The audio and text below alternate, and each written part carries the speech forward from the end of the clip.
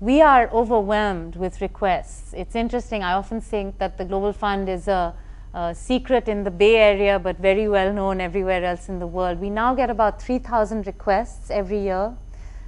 They come to us in every different kind of language, in Kiswahili, in Arabic, in French, in Urdu or Hindi. We use our network of international advisors to help us make assessments, both broader assessments about what might be priorities for a particular region or a particular country.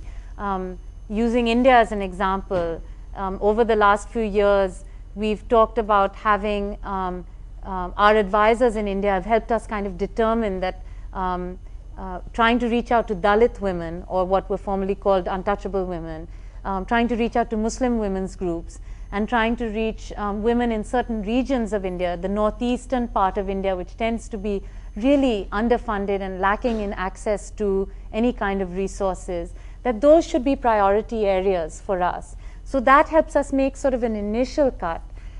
We also have sort of a basic set of criteria. Is this a group of women rather than an individual? Do they have a clear articulation, not only, let's say, of just an income generating project, but how they're hoping to kind of challenge women's position within that society? And then lastly, we don't make a grant until we actually get an endorsement from the ground, from an advisor on the ground or another grantee who's actually made a visit, talked to the group, knows what some of the issues are that they're working on.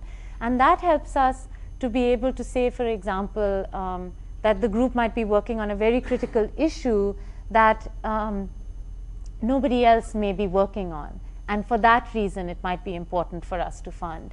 And then, as I said earlier, another criteria is just we have a strong emphasis on groups that haven't received previous funding, because we know how hard it is if you don't have a track record to be able to get money. So those are some of the criteria we use to make the decision.